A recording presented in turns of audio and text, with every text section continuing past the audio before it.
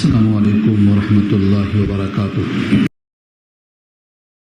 الحمد للہ وحدہ والصلاة والسلام علی من لا نبی بعدہ اما بعد فاعوذ باللہ من الشیطان الرجیم بسم اللہ الرحمن الرحیم. حامیم تنزیل الكتاب من اللہ العزیز العلیم غافر الذنب وقابل التوب شدید العقاب ذی الطول لا الہ الا هو الیہ المصیر الى آخر الآیہ. صدق اللہ العلی العظیم وصدق رسولہ النبی الکریم ونحن على ذلك من الشاهدين والشاكرين. اللهم ألهمنا رشدنا وأعذنا من شرور أنفسنا. اللهم وفقنا لما تحب وترضى من القول والفعل والنية. رب اشرح لي صدري ويسر لي أمري واحلل عقدة من لساني يفقهوا قولي. آمين يا رب العالمين. محترم حضرات، معزز سامعین، محترم خواتین، میری ماں اور بہنوں، ملے بھائیوں، پیارے بچوں، سورہ زمر کے بعد سورہ مومن کا آغاز ہو رہا ہے. سورہ کا نام ہی سورہ مومن ہے، یعنی ایمان لانے والا، یقین کرنے والا. سورہ کا نام سورہ مومن کیوں ہے؟ کیونکہ اس میں ایک ایسے مرد صالح کا تذکرہ ہے جو ایمان رکھتا تھا اپنے دل میں. اس نے کیسے عظیمت پر عمل کیا ہے یہ واقعہ بتائے گا آپ کو. اسی مناسبت سے سورہ کا نام سورہ مومن رکھا گیا. سورہ مومن مکی صورتوں میں شامل ہے اور 85 آیتوں پر مشتمل ہے. 9 رکوع ہیں اس صورت میں. اس صورت کا جو مضمون ہے، کیونکہ یہاں سے سورت شروع ہوتی ہے حامیم، یہاں سے لے کر پارہ 26 میں سورہ احقاف ہے، وہاں تک 6 مرتبہ حامیم آ رہا ہے. ان کو آل حامیم کہا جاتا ہے اور بعض روایتوں میں ان کو حوامیم بھی کہا جاتا ہے. ان کی بڑی خصوصیات، بہت اہم خصوصیات. حدیث میں آتا ہے حضرت ابن عباس، حضرت عبداللہ بن مسعود اور مختلف صحابہ سے مختلف انداز سے ایک بات کہی گئی ہے. وہ سمجھو، آپ ماشاءاللہ کھیتی کے بارے میں ہم سے بہتر جانتے ہوں گے. کوئی آدمی اپنے گھر سے نکلا کہ کوئی ہرا بھرا مقام دکھائی دے تو وہاں پڑاؤ ڈالیں گے تاکہ خوشحال موقع مل جائے. ایک مقام پہ گیا، دیکھا تو بہت زمین پر ہریالی، شادابی، خوشحالی لہلا رہی ہے، کہا یہاں ہم پڑاؤ ڈالیں گے. اس کے بعد کسی نے کہا تھوڑا اور آگے چل کے دیکھو. آگے جا کے دیکھا تو وہاں کی زمین اور عمدہ، اور بہترین، اور زرخیز، اور پانی والی. حضرت عبداللہ بن مسعود اور ابن عباس، یہ صحابہ کرام کے بہت سی حدیثوں کا جو مجموعہ ہے، خلاصہ اس کا یہ ہے کہ پورا قرآن کریم خوشحال ہے، سدا بہار ہے. لیکن جب آل حامیم میں پہنچتے ہیں تو ایسا معلوم ہوتا ہے کہ یہ اس سے زیادہ زرخیز ہے. اسی واسطے اس کو دیباج القرآن کہا گیا ہے. دیباج، ریشم کے بہت سے نام ہیں، سندس ہے، استبرق ہے. ایک نام ہے دیباج، ریشم. ریشم کیسا ہوتا ہے؟ تمام کپڑوں میں نفیس اور ملائم ہوتا ہے. تو ان صورتوں کو حوامیم کو کیا کہا گیا ہے؟ دیباج القرآن ہے، یہ ریشم ہے. یہ ہے صورتوں کے بارے میں، یہ ہے سورہ حامیم کے بارے میں. دیباج القرآن ہے. صحابی فرماتے ہیں جب میں ان صورتوں میں پہنچتا ہوں تو مجھے لگتا ہے کہ بڑی بہترین تفریح میں ہوں، سرور ملتا ہے ان کو. یہ صورتوں کے فضائل لکھے. کبھی کبھی جنگوں میں کوڈ نمبر ہوتا ہے استعمال، وہاں پر حامیم لا ینصرون پڑھا جاتا تھا. تو حامیم کا مطلب اللہ کے نبی کے درمیان راز ہے، حروف مقطعات میں سے کوئی نہیں جانتا. اور لا ینصرون جس کا مطلب یہ ہے کہ مدد نہیں کی جائے گی اللہ کے خلاف کسی کی. جو بھی دشمن آئے گا اسلام والوں کے خلاف، ان کی مدد کوئی نہیں کرے گا. تو یہ کوڈ نمبر ہوتا تھا اندھیرے میں، تم کون؟ حامیم لا ینصرون. تو صحابہ کا یہ کوڈ نمبر بھی ہوتا تھا جنگوں میں. اور لا ینصر بھی کہا گیا، لا ینصرون منہ کو گلانے کے بعد لا ینصر، یعنی اللہ تعالیٰ اس سورت کے پڑھنے والے پر اپنا کرم ایسا فرماتے ہیں کہ ان کے خلاف کسی کی مدد نہیں ہو سکتی. یہ شان ہے ان صورتوں کی، فضائل ہیں ان صورتوں کی. فرمایا کہ اگر کوئی شخص صبح صبح آیت الکرسی کے ساتھ سورہ مومن کی شروع کی 3 آیتیں پڑھ لے تو دن بھر اس کے واسطے کافی ہے، یعنی اس کے لیے تمام بلائیں ٹالنے کے واسطے کافی ہے. بحفاظت اللہ کی وہ امان میں رہے گا. یہ تو آپ کو اندازہ ہوگا لفظوں کو سننے کے بعد. کیوں؟ کیونکہ اللہ نے اپنے صفات کا تذکرہ یہاں خود کیا ہے. حامیم سے گفتگو شروع ہو رہی ہے. تو اب یہاں سے مسلسل حوامیم کتنے ہیں؟ 6 آئیں گے. بعض اکابر نے ان کو بطور وظیفے کے لیے استعمال کیا ہے. تو شروع کی 3 آیتیں آپ یاد کر لیجیے، زبانی تو پڑھنے میں آسانی ہوتی ہے. آیت الکرسی تو یاد ہے، یہ بھی 3 آیتیں یاد کر لیجیے اور روزانہ صبح پڑھ لیجیے. اللہ کے امان میں آ جائیے، بحفاظت آ پائیں گے. اور یہ مت سمجھو صرف جان کی حفاظت، جسم کی حفاظت نہیں، آپ کے اخلاق کی، آپ کے ایمان کی، آپ کے اخلاق کے ساتھ ساتھ آپ کے کردار کی حفاظت بھی ہوتی ہے. ایک واقعہ لکھا ہے ابن کثیر نے، بڑا طویل واقعہ اور عجیب و غریب واقعہ. علامہ ابن کثیر نے لکھا ہے کہ ایک شخص ملک شام کا حضرت عمر فاروق رضی اللہ تعالیٰ عنہ کے پاس آیا جایا کرتا تھا، جو بڑا مضبوط جسم والا ہیکل تھا. کچھ دن کے بعد اس کا آنا جانا بند ہو گیا. پتہ چلا، معلوم ہوا انہیں بگڑ گیا. کیا ہو گیا؟ تو صحبت غلط مل گئی، پینے لگ گیا، جوا کھیلنے لگ گیا، یعنی لوگوں میں بھٹک کر بے دین ہو گیا. حضرت عمر فاروق رضی اللہ عنہ نے اس کے نام پر ایک خط لکھا، اس صحابی کو خط دے کر بھیجا اور کہا دیکھو یہ خط کسی کے ہاتھ میں نہیں دینا، اسی کو دینا. اور فرمایا کہ یہ خط اس وقت تک اس کے ہاتھ میں نہ دینا جب تک اس کا نشہ اتر نہ جائے. حالت نشہ میں خط نہیں پکڑا دینا ہاتھ میں. کیا تنبیہ تھی صحابہ کی. اس صحابی پہنچ گئے، اس خط میں یہی لکھا تھا، شروع کی 3 آیتیں اور تھوڑا سا اضافہ تھا جیسے السلام علیکم، ہم اللہ کی تعریف کرتے ہیں اس اللہ کی جس کے سوا کوئی معبود نہیں. اس کے بعد 3 آیتوں کو نوٹ کیا، غافر الذنب وقابل التوب شدید العقاب ذی الطول لا الہ.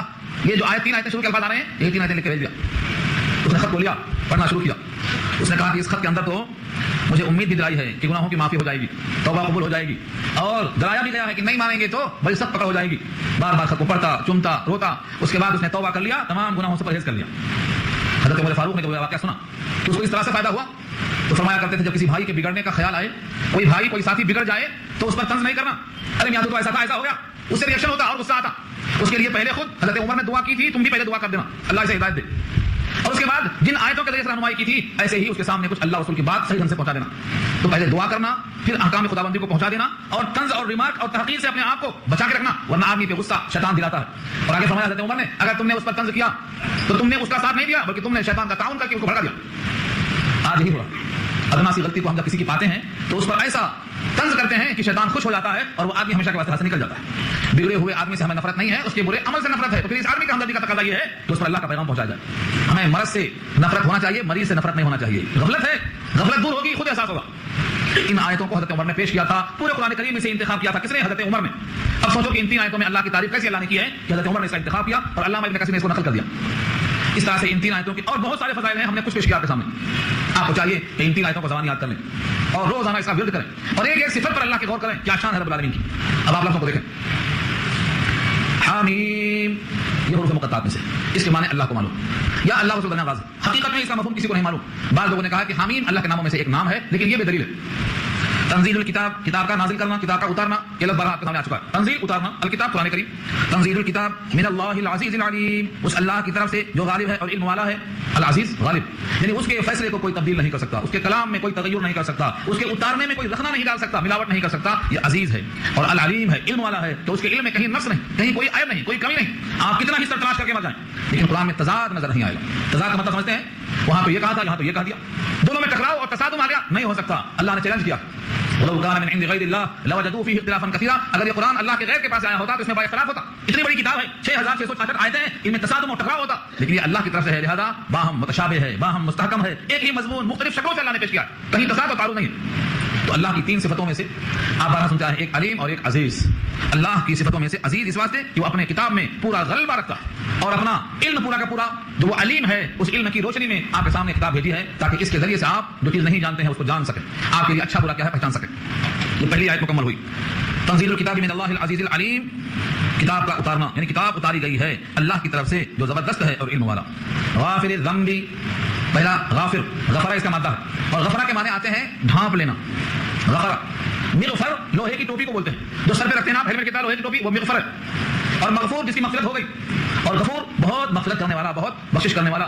اللہ کی صفت کیا ہے؟ غافر، غافر مغفرت کرنے والا۔ الذنبی گناہ، گناہوں کو بخشنے والا، اس کا مطلب کیا ہوا؟ یہ صفت اللہ کی ہے، گناہوں کو بخشنے والا کون ہے؟ اللہ۔ دنیا میں اگر کوئی دعویٰ کرتا ہے کہ میں بھی گناہوں کو بخشنے والا ہوں تو اس نے اللہ کی اس صفت میں اشتراک کا دعویٰ کر دیا۔ سارے عیسائی اس غلطی میں مبتلا ہیں، وہ کیا کرتے ہیں؟ حضرت عیسیٰ کو سوری دے دی گئی سب کے گناہوں کے بدلے میں، جو پوپ کے پاس آ کر غلطی کا اعتراف کر لے گا گناہ اس کے معاف ہو جائیں گے۔ یہ اللہ کی صفت میں اشتراک ہے۔ غافر ذنبی کس کی صفت ہے؟ اللہ، گناہوں کو بخشش کرنے والا۔ وقابل التوب، اور توبہ قبول کرنے والا، قابل قبول کرنے والا، اردو میں استعمال ہے۔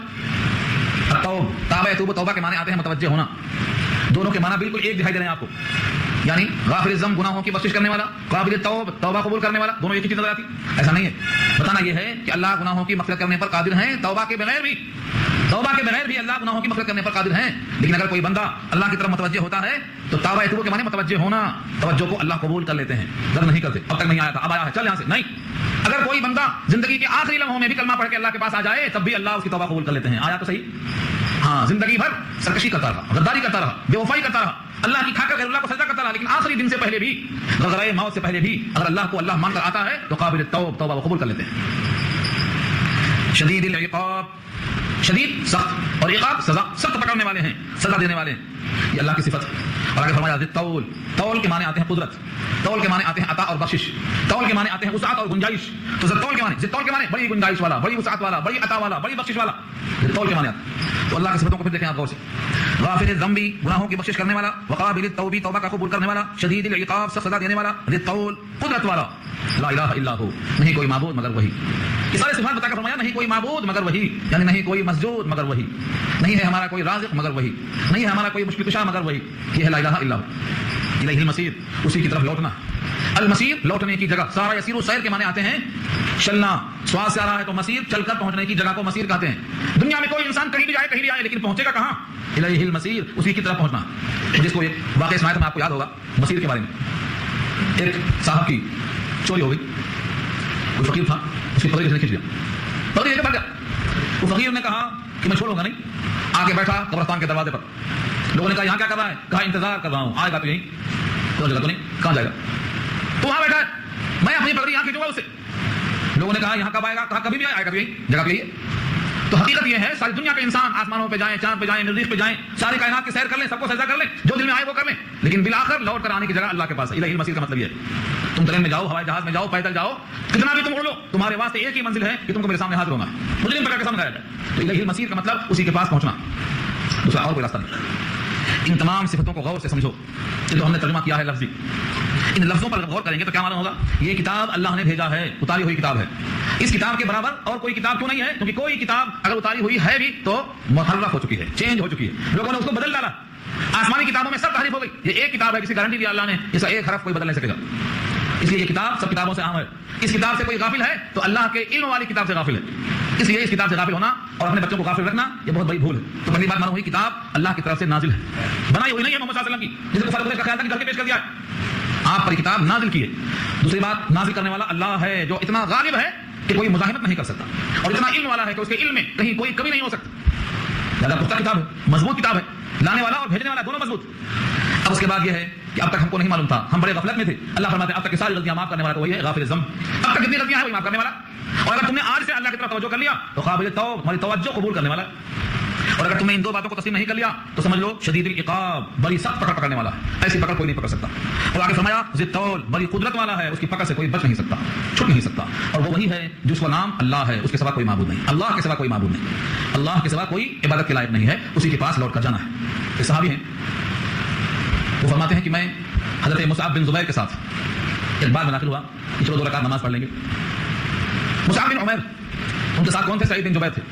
بعد میں داخل ہوئے 2 رکعت نماز پڑھ لیں گے، انہوں نے پہلے ہی سے یہ سورہ مومن کی 3 آیتوں کو پڑھ رکھا تھا، اور 3 آیتیں یہیں پوری ہوتی ہیں مسیر پر، بس انہوں نے اس کو پڑھ رکھا تھا۔ فرماتے ہیں کہ میں نماز پڑھ رہا تھا، ایسا معلوم ہوا کہ میرے پیچھے کوئی بہت تندرست اور یمنی کپڑا سفید پہنے ہوئے سفید خچر پہ سوار ہے، اور مجھ سے یہ کہہ رہا ہے کہ جب تم ان آیتوں کو پڑھا کرو، جب تمہارے سامنے غافر الذنب آئے تو کہا دیا کرو یا غافر الذنب اغفر ذنبی، اے گناہوں کی بخشش کرنے والے میرے گناہوں کی بخشش کر دے، یہ ان کے دماغ پہ ڈالا۔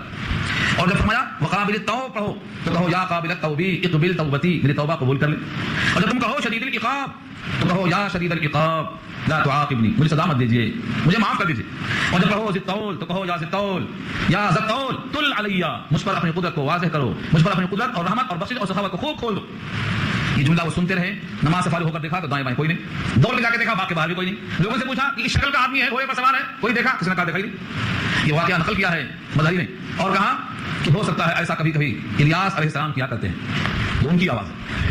یہ عجیب واقعہ نقل کیا ہے شفیع صاحب نے، اور بیان کا مقصد یہ ہے کہ جب اللہ کی کوئی صفت سامنے آئے تو اس صفت کے متوجہ کرنے کا ذریعہ ہے، جیسے یا وہاب، اے بہت دینے والے مجھے بھی دے دے، اللہ کی عطا متوجہ ہوتی ہے۔ یا رزاق جب آئے تو اے رزاق مجھے رزق عطا فرما دے، یا سلام مجھے سلامتی عطا فرما دے۔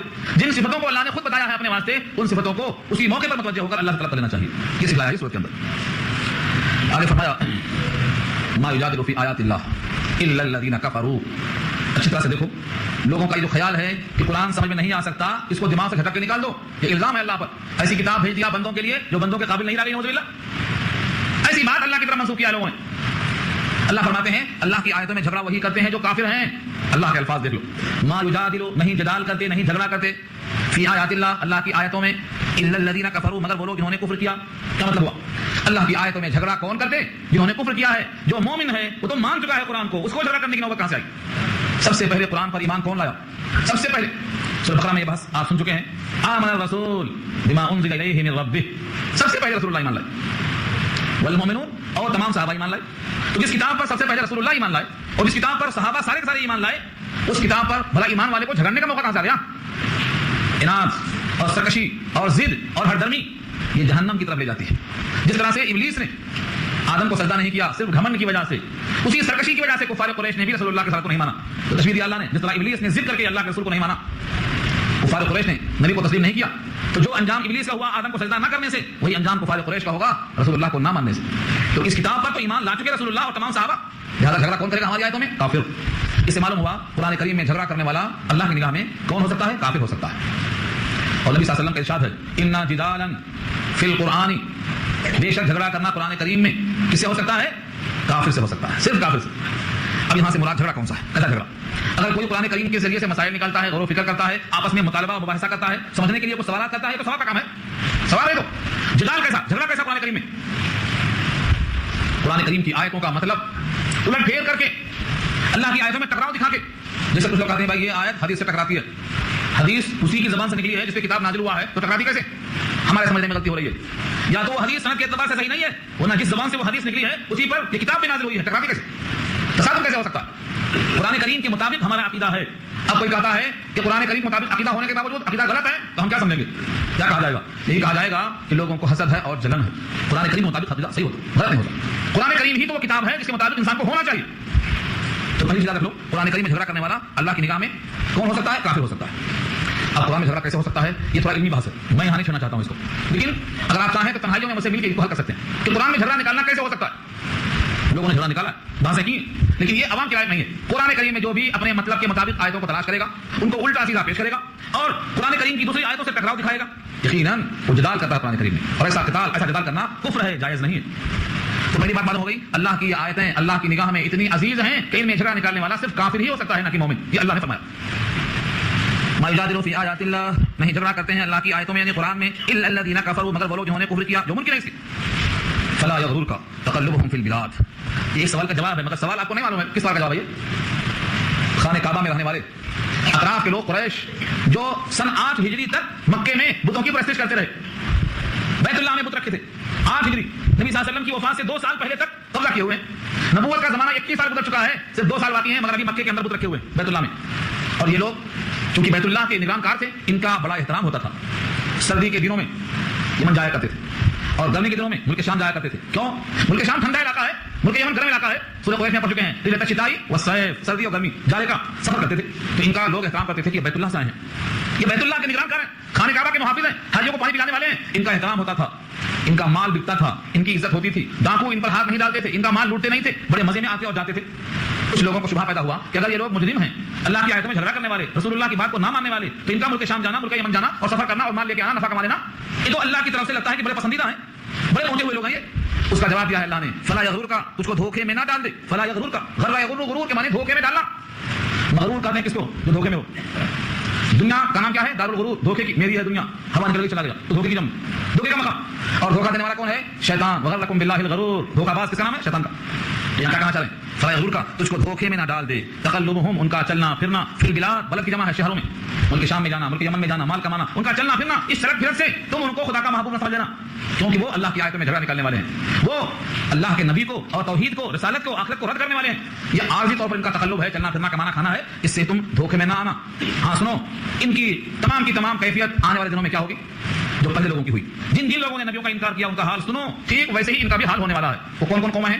کذبت قبلہم قوم نوح والاحزاب من بعدہم. کذبت قبلہم قوم نوح، ایک نام آیا، جھٹلایا ان سے پہلے قوم نوح نے جو پیغام دیا وہی توحید، رسالت، آخرت، جس کا ذکر سورہ شعراء میں، سورہ نوح میں، سورہ انبیاء میں کئی مقام پہ آ چکا ہے. جھٹلا دیا، 950 برس تک جھٹلاتے رہے. 3 پشتیں پیدا ہوئی. آج ہم لوگ مایوس ہو گئے. کیا ہے بھائی؟ لوگ مایوس ہو جاتے جلدی سے. حضرت نوح نے 3 پشتیں گزاری اپنے سامنے، آنکھوں کو دیکھا. بچہ پیدا ہوا، جوان ہوا، بوڑھا ہوا، مر گیا. پھر بچہ پیدا ہوا، جوان ہوا، بوڑھا ہوا، مر گیا. 3 پشتیں ان کے سامنے پیدا ہوئی، مر گئی بڑھاپے سے، اور ایمان نہیں لائے. 950 برس میں کتنے لوگ ایمان لائے؟ بمشکل تمام 70-72 آدمی ایمان لائے. مگر قوم نے اتنا تنگ کیا تو اللہ کی خبر آ گئی کہ ایمان نہیں لائیں گے، نہ کھلا چکے. انہوں نے بددعا کر دی. جب ان کے اندر ایمان لانے کی کیفیت ہی نہیں ہے تو ان کو میں جھیلوں کیوں؟ ان سے اٹھا لو، زمین کو پاک کر دو. کیا ہوا؟ سارا عالم غرق کر دیا گیا. ہوا نہیں ہوا؟ تو نبی کے انکار پر غرق ہوا سارا عالم. مکے والوں کو سنا دو کہ نبی کے انکار پہ ایسا آج بھی ہو سکتا ہے. یہ ہے اصل میں خبر. والاحزاب من بعدہم، احزاب حزب کی جمع ہے، جماعتیں، گروہ. من بعدہم، قوم نوح کے بعد کون ہوئے؟ جیسے عاد ہیں، ثمود ہیں، اور ایسے بہت سے لوگ ہیں. یہ ہے من بعدہم کا مطلب. ان کا بھی حال دیکھ لو. قوم عاد کا حال سورہ حاقہ میں دیکھ لو، قوم ثمود کا حال سورہ ہود میں دیکھ لو، کیا ہوا ان کا انجام. اور رہا سوال انبیاء کی مخالفت کا، جتنے رسول آئے ان تمام کی قوموں نے رسولوں پر ہاتھ ڈال کر قتل کرنا چاہا. دیکھو الفاظ، وہمت کل امت برسولہم لیاخذوا، اور ارادہ کیا. ہمت ارادہ، کسی کام کا پختہ ارادہ کرنا کیا ہے؟ یہ ہمت ہے. اس کو سمجھنا ہے تو سورہ یوسف پڑھ لینا. سورہ یوسف میں کیا ہے؟ زلیخا نے ارادہ کر لیا یوسف کے ساتھ، وہاں یہی لفظ ہے وَلَقَدْ هَمَّتْ بِهِ وَهَمَّ بِهَا لَوْلَا أَن رَأَىٰ بُرْهَانَ رَبِّهِ. تو ہمت کے معنی پختہ ارادہ کر لینا. ہمت ارادہ کر لیا تھا. کل امت، ہر جماعت نے، ہر گروہ نے، برسولہم، اپنے رسولوں کے ساتھ، لیاخذوہ، تاکہ ان کو پکڑ لیں. और पकड़ने के बाद क्या करेंगे? कपड़ा फाड़ेंगे, गर्दन तोड़ेंगे, उनके जिस्म पर लोहे की कंघियां चलाकर खाल खींचेंगे, रगोरेशे और पट्टे उतार लेंगे, मौका मिला तो कत्ल कर देंगे, आरों से चीर देंगे। यह सब अंबिया की तारीफ है। आपने लिया है ना कसलम, पढ़ के देखो। हजरत यहिया को चीर दिया, हजरत जकरिया को चीर दिया, हजरत ईसा को अल्लाह ने उठा लिया, वरना कत्ल करने तैयार थे लोग, पहुंच गए थे लोग, सारे अंबिया की दास्तान पढ़ो। तो ये तमाम कौमों ने ऐसा किया था। लिहाजा ये मक्के वाले भी हुजूर को कत्ल करने के चक्कर में है और हर कबीले का नौजवान तलवार लेकर आमादा है। सूरह यासीन में आ चुका ना, यहाँ चला वही है, ताकि वो पकड़ लें, पकड़ने की कोशिश किया उन्होंने। और अल्लाह ने जिसको चाहा कि शहादत का मौका दे, उनको शहीद करने का मौका दिया, उनके मरातिब को बढ़ाने के लिए। इसमें यह नहीं है कि अल्लाह की कुदरत नहीं थी तो शहीद कर दिया, बल्कि अल्लाह की कुदरत ऐसे आज है, कल भी थी। हजरत ईसा को उठा लिया, सबको उठा सकता था वो, लेकिन नहीं, अल्लाह ने किसी किसी को शहादत लिखी थी। वो नबी भी थे, शहीद भी थे। शहादत और नबूवत दोनों अता फरमाया उनके लिए, अल्लाह की तरफ से नेमत। अल्लाह किसी बंदे को अगर शहादत दे दें तो उस बंदे की किस्मत खुल जाएगी। उसका तस्करा सूरह मोहम्मद में इंशाअल्लाह आएगा। वजादलू बिल बातिल लियुदहिदू बिहिल हक़, और उन्होंने झगड़ा निकाला बातिल के जरिए ताकि छुपा दें उससे हक को। लियुदहिदू दाहजा दाल हा ज़ात के माने आते हैं। अब आप घर जाएंगे ना, बारिश हो रही है, आपके पाँव में कीचड़ लगेगा, पाँव में अगर चप्पल नहीं सही है तो पाँव कीचड़ में घुस जाएगा, इसको दाहजा बोलते हैं। कीचड़ में घुस जाना, किसी चीज पर कीचड़ पड़ जाए तो नजर नहीं आता, तो कीचड़ डाल रहे हैं, किसका? बातिल का कीचड़ हक पर डाल रहे हैं ताकि हक छुप जाए। यह है लियुदहिदू बिहिल हक़। अंबिया को पकड़कर उनसे नाहक झगड़े निकालते हैं ताकि इस नाहक झगड़े से हक को बातिल कर दें और बातिल को हक कर दें। आज कितने लोग हैं सुन्नत पर अमल करने वाले को गुमराह कहते हैं और बिदअत पर अमल करने वाले को कहते हैं सुन्नत व जमात। सुन्नत किसे कहते हैं? रसूलुल्लाह के तरीके पर चलना सुन्नत, और जमात किसे कहते हैं? सहाबा के अमल पे चलना जमात। सुन्नत यह है कि कुरान को पढ़ो, कुरान को पेश करो। रसूलुल्लाह की सुन्नत क्या है? कुरान को समझाना, कुरान को पेश करना, उसके मुताबिक अमल करना। जो कुरान नहीं पढ़ता है वो कहता है हम सुन्नी है, जो कुरान पढ़ता है उसे कहते हैं ये गैर सुन्नी है। ये क्या है? यही है यहाँ, किसी को पेश किया अल्लाह ने यहाँ पर। जो हक को छुपाना चाहता है बातिल के जरिए, सबसे बड़ा हक अल्लाह का कौल है, सबसे सच्चा कौल अल्लाह का कौल है। सूरह स्वाद में अल्लाह ने फरमाया, सूरह स्वाद पारा 23 में अल्लाह का इरशाद है, वल हक़ अक़ूल क़ाला अल हक़ वल हक़ अक़ूल। अल्लाह ने सच कहा और सच तो अल्लाह ही कहते हैं, सच तो अल्लाह ही कहते हैं। यहाँ भी अल्लाह का कौल है ये कि उन्होंने रसूलों को पकड़ा, उनसे मुजादला किया ताकि हक को वो छुपा दें अपने बातिल अक़वाल के जरिए से। फ़अख़ज़्तुहुम, तो हमने उनको पकड़ा, हमने उनको पकड़ा। फ़कैफ़ कान इक़ाब, तो कैसा हुआ मेरा पकड़ना। पूछते हैं रब्बे करीम कि जिन जिन कौमों को हमने पकड़ा उनका अंजाम कैसा हुआ, उनको पकड़ना हमारा कैसा लगा। फिरौन को गर्क कर दिया, तूफान नूह में सबको गर्क कर दिया, और कौम आद को, कौम समूद को, इन तमाम को जो अल्लाह का अज़ाब आया, अल्लाह की पकड़ आई, तो कैसा लगा। फ़कैफ़ कान इक़ाब, तो कैसा रहा मेरा पकड़ना, सजा देना। वकज़ालिका हक़्क़त, और इसी तरह से साबित हो गई। इसी तरह से मतलब जिस तरह से साबिक़ा कौमों ने नबियों का इनकार किया, सजा वाजिब हो गई, ठीक इसी तरह से हक़्क़त कलिमतु रब्बिका, साबित हो गया है कलिमा आपके रब का, आपके परवरदिगार का ये कौल भी साबित हो चुका है। अलल लज़ीना कफ़रू, उन पर जिन्होंने कुफ्र किया। क्या कलिमा है वो? अन्नहुम अस्हाबुन नार, कि बेशक वो दोज़ख वाले हैं, बेशक वो आग वाले हैं। ये कलिमा रब का साबित हो चुका है। वह दुनिया में भी हलाकत और आखिरत में भी आपका अज़ाब, ये दोनों साबित हो चुका है उनके वास्ते। ये किसका हाल था? जो नबियों का इनकार करते, नबियों की किताब का इनकार करते, उनका हाल था। इसके बरखिलाफ जो अल्लाह के ऊपर वाले सिफात में आ जाएं, अल्लाह को एक माबूद को तस्लीम कर लें, उनका हाल क्या है? चंद आयतों में अल्लाह ने पेश किया है। अल्लज़ीना यहमिलूना अल-अर्शा व मन हौलहु युसब्बिहूना बिहम्दि रब्बिहिम व युमिनूना बिहि व यस्तग़फिरूना लिल्लज़ीना आमनू रब्बना वसि'ता कुल्ला शैइन रहमतन व इल्मा फग़फिर लिल्लज़ीना ताबू वत्तबअू सबीलका वक़िहिम अज़ाबल जहीम रब्बना वअदखिलहुम जन्नाति अदनिन अल्लती वअदतहुम व मन सलहा मिन आबाइहिम व अज़वाजिहिम व ज़ुर्रिय्यातिहिम इन्नका अंतल अज़ीज़ुल हकीम वक़िहिम अस्सय्यिआत व मन तक़ि अस्सय्यिआत यौमइज़िन फ़क़द रहीमता व ज़ालिका हुवल फ़ौज़ुल अज़ीम। इतनी लंबी कोई दुआ किसकी है? जो अल्लाह के अर्श को थामे हुए फरिश्ते हैं, उनकी दुआ है। अच्छी तरह देखो, अल्लाह के अर्श को उठाने वाले फरिश्ते 4 हैं, 4। उनको क्या कहते हैं? हामिलाने अर्श। और जब क़यामत का दिन होगा तो अर्श को उठाने वाले कितने होंगे? 8। क्यों? सूरह हक़ पारा 29 में अल्लाह ने कहा 8 क्यों होंगे? अल्लाह का जलाल ऐसा होगा कि बजाय 4 के 8 होंगे अर्श को उठाने वाले। वो हामिलाने अर्श अल्लाह के करीब में सिर्फ 4 हैं। और उसके अलावा जो अर्श पे तवाफ करते हैं बैतुल मामूर का, वो तो 70,000 रोज दाखिल होते हैं और जिंदगी में एक बार मौका मिलता है, क़यामत तक फिर उनकी बारी लौट कर नहीं आएगी। उसके अलावा जो टहलते हैं उनको कर्रोबी कहा जाता है। कर्रोबी फरिश्तों की जो टीम है जो गर्दिश करती है, कर्रोबियां लाखों में है वो। ये फरिश्ते दुआ करते हैं किसके लिए? जमीन पर जो मोमिन है उसके लिए। एक मोमिन के लिए दुआ नहीं कर सकता। आज लोग बोलते हैं क्या फायदा है, अर्श वाले फरिश्ते जमीन वालों के लिए दुआ करते हैं। इसी वास्ते सहाबी हैं अब्दुल्ला इब्ने शखीर उनका नाम है। वो फरमाते हैं कि सबसे ज्यादा खैरख्वाह मोमिनों के लिए फरिश्ते हैं। भाई का भाई और बेटा, ये आपस में जितने खैरख्वाह हैं कुछ भी नहीं। सबसे ज्यादा खैरख्वाह मोमिन का कौन है? तो फरिश्ते हैं जो अल्लाह के अर्श को थामे हुए। वो हमारे लिए और आपके लिए दुआ करते हैं। दुआ के अल्फाज ही नकल किया, मगर पहले सुना दूं आपको तमहीद में कि फरिश्ते अपनी मर्जी से काम नहीं करते। कोई काम आप तो करते, दिल चाहा तो बैठे, दिल चाहा करके उठे, मगर फरिश्ते नहीं करते। फरिश्ते वही करते जो अल्लाह का हुक्म होता है। एक बार कर लो, ये दुआ फरिश्ते खुद से नहीं करते, ये दुआ करने का अल्लाह ने उनको हुक्म दिया। खुदा के हुक्म के बगैर वो दुआ नहीं करते, बल्कि कोई काम नहीं करते अल्लाह के हुक्म की। तो ये दुआ बहुक्म खुदा कर रहे हैं। जब खुदा का हुक्म है दुआ करो ईमान वालों के लिए, तो वो दुआ कैसे हो सकती है? तो यूं समझो कि खुदा के हुक्म से दुआ होती है, ये दुआ इंशाअल्लाह रद्द नहीं होगी। बस शर्त यह है कि हम मोमिन बन जाएं। अब लफ्ज़ों को देखो, अल्लज़ीना यहमिलूना अल-अर्श, वो लोग जो उठाते हैं अर्श को। यहमिलून हमल से है, हमल के माने बोझ को उठाना। چاہے حمل پیٹ میں ہو وہ بھی حمل ہے، اور اگر کندھے پر ہے تو وہ حمالی کرنے والا کلی ہے. اس کے معنی کہیں بھی آئیں گے. حمال کل حتب پڑھ چکے ہیں یاد سورہ لہب میں، لکڑیاں لاد کر جنگ میں لانے والی. تو حمال اور حمل اور محمل اور محمل سب ایک ہی معنی میں آتا، سب ایک ہی مادہ ہے، جو عرش کو تھامے ہوئے ہیں، عرش کو اٹھائے ہوئے ہیں. کیا سمجھتے ہیں مقام؟ آج کوئی MLA کے قریب ہے، MP کے قریب ہے، وزیر اعظم کے قریب ہے تو بولتا ہے ہم MP کے قریب ہیں. یہ فرشتے اللہ کے عرش کو تھامے ہوئے ہیں. ان کا کیا مقام ہو سکتا ہے آپ کی نگاہ میں؟ وہ عرش اللہ تعالیٰ جو جبریل کہتے ہیں، جبریل اللہ کے بہت قریب ہو گیا میں، لیکن پھر بھی 70,000 پردوں میں 70,000 پردوں میں اللہ کو میں نے محسوس کیا ہے کہ 70,000 پردوں میں ہے، دیکھا نہیں. اب آپ سمجھیں گے کہ اللہ نے پردہ اوڑھ لیا ہے. نہیں، ایسا نہیں ہے. اللہ نے پردہ نہیں اوڑھ لیا، نقاب نہیں اوڑھ لیا، بلکہ اللہ تو اوپن ہے، کھلے ہوئے ہیں. ہماری آنکھیں نہیں دیکھ پاتی ہیں، ہماری آنکھوں میں روشنی کم ہے. جیسے ابھی تک گزری بات سورہ صاد میں ہماری آنکھوں میں کمزوری ہے. ہمارے سامنے ایک آدمی مر گیا، اس کی روح نکل گئی، دیکھا نہیں دیکھا؟ کیوں؟ روح نکلنے کا یقین، نکالنے والے کا یقین، اس کے مرنے کا یقین، سارا یقین ہے نا، دفن کرتی اس بات جناب، لیکن آنکھوں سے کبھی دیکھا نہیں. کیا مطلب ہوا؟ آنکھیں کمزور ہیں. وہ روح لطیف ہے، اس کو ہم دیکھ نہیں سکتے. فرشتوں کو دیکھا نہیں دیکھا، ہوا چلتی ہے، ہوا محسوس ہوتی ہے لطافت، مگر دیکھا نہیں. تو آنکھوں کی کمزوری ہے. یہ وجہ ہے کہ جنت میں جب انسان کی آنکھیں اس کے وولٹیج بڑھا دیں گے رب کریم تو ہر جنتی اللہ کو دیکھے گا. کیوں؟ اللہ تو ظاہر ہیں، کھلے ہوئے ہیں. ہماری آنکھوں کی کمزوری، بینائی میں کمزوری اتنی ہے کہ وہ 70,000 حجاب ہے، اتنا ہماری آنکھیں کمزور ہیں. یہ ہے اس کا مطلب اللہ نگاہ میں نہیں ہے، جلوہ ہے وہ.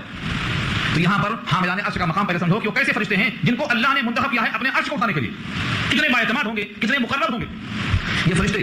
ومن حولہ، اور جو اس کے اطراف ہیں، یہ تو 4 ہیں، اور جو اس کے اطراف ہیں، حول کے معنی ماحول، جو اطراف میں ہو، ارد گرد میں ہو، وہ کتنے ہیں؟ لاکھوں میں ہیں، لاکھوں میں ہیں کروڑیاں فرشتے. یہ سب مل کے کیا کرتے ہیں؟ یسبحون بحمد ربہم، تسبیح بیان کرتے ہیں اپنے رب کے حمد کی. سبحان اللہ و بحمدہ کہتے ہیں، سبحان اللہ و بحمدہ کہتے ہیں، تسبیح بیان کرتے ہیں اور تحمید بیان کرتے ہیں اپنے پروردگار کی. اور کیا کرتے ہیں؟ ویؤمنون بہ، اور اس پر ایمان لاتے ہیں. یؤمنون بہ، اس پر ایمان لاتے ہیں. اللہ پر ایمان یہ حاملان عرش بھی لاتے ہیں. ایمان لائے بغیر چارے کرنا. ایمان لانا کیا مطلب؟ یقین کرنا، مان لینا، اپنی نہیں چاہنا، اللہ کے حکم کو قبول کر کے فالو کرنا، یہ ہے مان لینا. اور کیا کرتے ہیں؟ وَيَسْتَغْفِرُونَ، استغفار کرتے ہیں. استغفار مانے بخشش چاہنا، معافی طلب کرنا. اس کے لیے ان کے لیے تو گناہ ہی نہیں. اندھا دیکھنے پر قادر نہیں، ایسے ہی فرشتے گناہ کرنے پر قادر نہیں، گناہ کر ہی نہیں سکتے.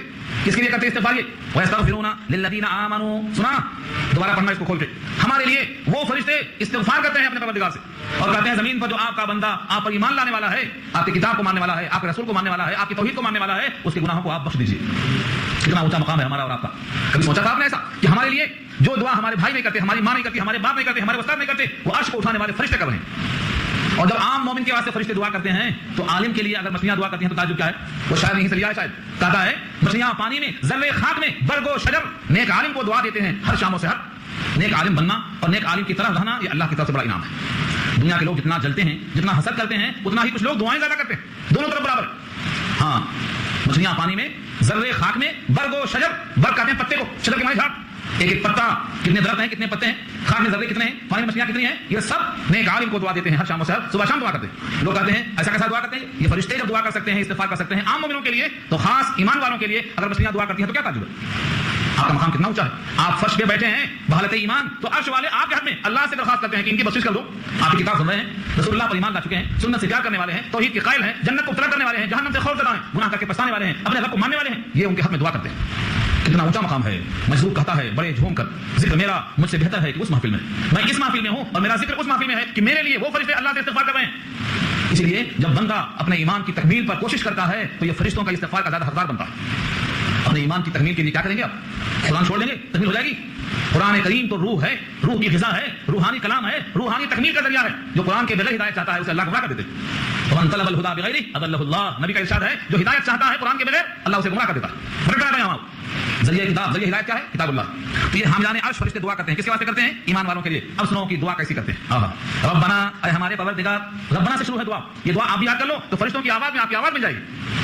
فرشتے ہم وقت کرتے ہیں، آپ کبھی کبھی کریں گے، لیکن جب کبھی آپ کریں گے تو آپ کی آواز جا کر فرشتوں کی آواز میں ہم آہنگ ہو جائے گی. اور جب دونوں کا سر اور دونوں کی لے ایک ہوگی تو لہجے میں بڑی دقت پیدا ہو جائے گی. یاد کرنا ہے، اپنے حافظے پر زور دینا. لوگ گانا یاد کر لیتے ہیں، یہ تو یاد کرنا کیا مشکل ہے. گانا تو عارضی ہے نا، یہ تو مستقل ہے. اللہ کا کلام مخلوق نہیں ہے، کلام صفت اللہ کی، کبھی فنا نہیں ہوگا. ایک بار سینے میں آ گیا، زبان پہ جاری ہو گیا، چلتا رہے گا.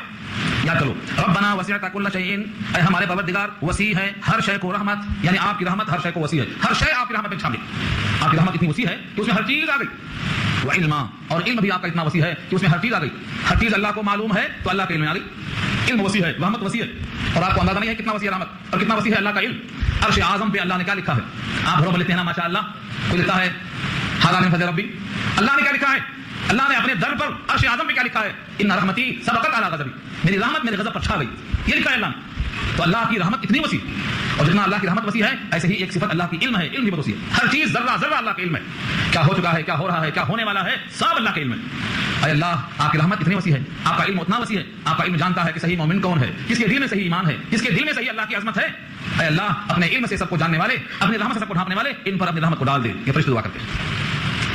ربنا وسعت كل شيء رحمة وعلما، اے وہ ذات جس کی رحمت اور جس کا علم وسیع ہے، ہر چیز کو شامل ہے.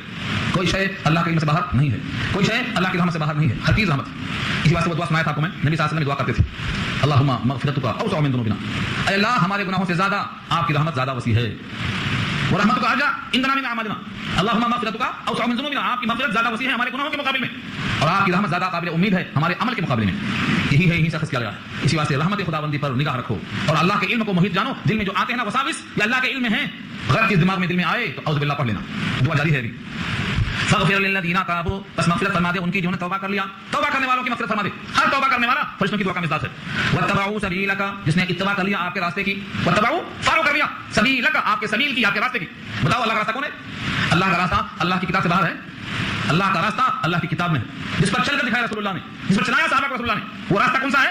سبیلک، اللہ کا راستہ ہے. وقہم عذاب الجحیم، اور بچا لے ان کو جہنم کے عذاب سے. یہ کون کر رہا ہے؟ فرشتے کہتے ہیں اللہ سے. ربنا وادخلهم، اے ہمارے پروردگار اور داخل فرما دے ان کو جنات عدن، جنت کا نام ہے عدن. عدن کسے کہتے ہیں؟ وہ جنت جو ہمیشہ ہمیشہ کی سدا بہار ہے، اس کے پتے کبھی جھڑتے نہیں، اس کے پھل کبھی ٹوٹ کے بے پھل کا درخت نہیں ہوتا. کیا بھائی آم توڑ لیا گیا، آم کا درخت خالی پڑا ہوا ہے، ایسا درخت کبھی نہیں ہوگا وہاں. ایک درخت کا کوئی پھل اگر اتفاق سے توڑ لیا ہے، دوسرا پھل وہاں خود بخود آ جائے. وہ ہے جنت کی درخت. فرمایا جنات عدن ہے جو ہمیشہ کی بہشت ہے. التی وعدتہم، جس کا آپ نے ان سے وعدہ کر رکھا ہے. اللہ نے جنت عدن کا وعدہ کسے کیا ہے؟ ایمان والے سے کیا ہے. یہ فرشتے کہتے ہیں جس جنت عدن کا آپ نے وعدہ کیا ہے ان کو دے دیجیے. اور جنت میں آنے کے بعد بندہ کہے گا یا اللہ میرا بیٹا کہاں ہے، میری بیٹی کہاں ہے، میری بیوی کہاں ہے، میری بھابھی کہاں ہے. سب کہا کرے گا. گھر میں کوئی نہیں ہے تو دیواریں کاٹتی ہیں، چھتیں دوڑتی ہیں سروں پر، معلوم ہوتا ہے دس لیں گے. اللہ فرماتے ہیں کہ ہم اگر کوئی ایمان میں مشترک ہے، عمل بھلے کم ہے مگر ایمان صحیح ہے، تو ہم نیچے سے اوپر لائیں گے، اوپر سے نیچے لائیں گے، اکٹھا کر رکھ دیں گے. یہ لے لو، دلجمعی کی جگہ ہے، یہاں غم نہیں. آگے دیکھو الفاظ. ومن صلح من آبائہم، اور جو درست ہیں ان کے آبا و اجداد میں سے، وازواجہم ان کی بیویوں میں سے، وذریاتہم ان کی اولاد میں سے. دیکھا آپ نے جو بھی اس میں درست ہیں، صالح ہیں، کیا مطلب جن میں صلاحیت ہے جنت میں آنے کی. وہ کون ہیں؟ ایمان کی شرط رکھا اللہ نے، بس اور کوئی شرط نہیں رکھا اللہ نے. مجھے مان لو، غداری مت کرو، بے وفائی مت کرو، زمین میری ہے سجدہ غیر اللہ کا مت کرو، زمین سے رزق میں دیتا ہوں، میری کھا کر غیر اللہ مت گاؤ. بس یہ ہے وفاداری. فکر صحیح کا نام ایمان ہے، اپنے مالک کو پہچاننے کا نام ایمان ہے. نبی صلی اللہ علیہ وسلم نے جو پیغام پیش کیا ہے ان کو تسلیم کرنے کا نام ایمان ہے. تو اللہ کا یہ وعدہ، اور یہ وعدہ یہاں جیسا آیا ہے بعین ہی دوسرے مقام پہ آ چکا ہے سورہ نجم میں. کیا کہا؟ الحقنا بہم ذریتہم، ہم ان کے اولاد کو ان کے ساتھ جوڑ دیں گے. اگر کسی کا فرض کرو بیٹا ہے بہت آگے نکل گیا، ابا پیچھے رہ گئے مگر مومن ہے، تو بیٹے کو نیچے نہیں لائیں گے اللہ. تو پیچھے رہ گیا ہے اس کو اوپر لے جا کر کے اسی مقام پر دیں گے جگہ. ہاں نیچے نہیں لائیں گے کسی کو. یہ وعدہ موجود ہے اللہ کی طرف سے. تو یہاں بھی اشارہ اسی کی طرف ہے کہ مومنوں کو تنہا نہیں چھوڑیں گے، ان کے پورے فیملی کو جمع کریں گے. دیکھو اصل بھی آ گئی، نقل بھی. آبا اصل، ازواج جوڑا، ذریات ان کی فرا. تو باپ بھی آیا، بیٹے بھی آئے، بیوی بھی آئی. ان تمام سے اشارہ ہے کہ جو بھی متعلقہ افراد ہیں بشرط ایمان اگر وہ اس لائق ہیں تو اللہ کو شریک کریں گے. انک انت العزیز الحکیم، بے شک آپ غالب ہیں، حکمت والے. یہ فرشتے کہتے ہیں. فرشتے نے ایک دعا اور بھی کی ہے، ابھی پوری نہیں ہوئی. وقیہم السیئات، اور بچا لے ان کو سیئات سے، برائیوں سے بچا لے. جتنی بری چیزیں ہیں سب سے بچا لے. سنا آپ نے، وقیہم السیئات، ہر تکلیف سے ان کو بچا لے. کون سی تکلیف ہوگی؟ چلو دنیا کی چھوڑ دو، دنیا کی تکلیف نہیں ہے، دنیا کی تکلیف کوئی تکلیف نہیں. نبی صلی اللہ علیہ وسلم جب فاقے میں تھے، غزوہ خندق میں خندق کھود رہے تھے، تو صحابہ کرام جوش میں کہتے تھے اللہم لا عیش الا عیش الاخرہ، اے اللہ نہیں ہے کوئی عیش مگر آخرت کا عیش. تو حضور اس کے ساتھ کہتے تھے فاغفر الانصار والمہاجرہ، اے اللہ ان کے جوش کو دیکھ لے، مغفرت کر دے انصار کی اور مہاجر کی. تو کیا مطلب ہوا؟ دنیا میں کوئی تکلیف کی چیز آئے بھی تو کوئی تکلیف نہیں ہے، اصل تکلیف ہے روح قبض کرنے کے بعد. جہنم سے ہلکی ہی صحیح لیکن قبر کی تکلیف، محشر کی تکلیف، پلسرات کی تکلیف، یہ سب سیئات ہیں، ان سے ان کو بچا لے. یہ دعا کرتے ہیں فرشتے ہمارے لیے. وقیہم السیئات، بچا لے ان کو برائیوں سے. ومن تقی السیئات یومئذ فقد رحمتہ، اور جس کو بچا لیا آپ نے برائیوں سے اس دن تو تحقیق اس پر آپ نے رحمت کر دیا، رحمت کی تکمیل کر دیا. دنیا میں اللہ کی رحمت عام ہے اور آخرت میں اللہ کی رحمت تام ہے. سورہ فاتحہ سنا آپ نے. رحمان دنیا کے اعتبار سے اور رحیم آخرت کے اعتبار سے. رحمان میں عموم نعمت ہے اور رحیم میں اتمام نعمت ہے. یہاں تو کافر بھی کھا رہا ہے، غدار بھی کھا رہا ہے، مشرک بھی کھا رہا ہے، لیکن وہاں ایک قطرہ پانی کا نہیں ملے گا، روٹی کا ایک ٹکڑا نہیں ملے گا سوائے مومن کی، ایمان والے کو ملے گا. تو اللہ کی طرف سے یہاں وہ فرشتے کہتے ہیں جس کو اس دن کی تکالیف سے بچا لیا آپ نے، اس پر آپ نے رحمت مکمل کر دیا. وذالک هو الفوز العظیم، اور یہ وہ ڈگری ہے جو بہت بڑی ڈگری ہے، بہت بڑی کامیابی ہے، اس سے بڑی کوئی کامیابی نہیں ہے. سی ایم بن گیا، چی ایم بن گیا، یہ کوئی ڈگری نہیں ہے. یہ سب اسی 100 سال کے اندر ہیں، 50 سال کے اندر ہیں، اور یہ دنیا کی زندگی آخرت کے مقابلے میں ایک صبح اور ایک شام کے برابر ہے. لہذا یہ کوئی کامیابی نہیں ہے جو گھنٹہ 2 گھنٹے کی، یہ ہے کامیابی. وذالک هو الفوز العظیم، اور یہ ہے وہ بڑی کامیابی جو اللہ کی طرف سے بشر رحمت مل جائے، برائیوں سے بچ جائے، جنت کی راحت مل جائے. یہ فرشتے کی دعا ہے. یہاں تک آپ اس کو یاد کر لیں اور کثرت سے پڑھیں اور مجھ کو سنا کر صحیح کر لیں. میں تیار ہوں اس کے لیے. اب تیار ہیں؟ ہاں دعا کر لیجیے پہلے.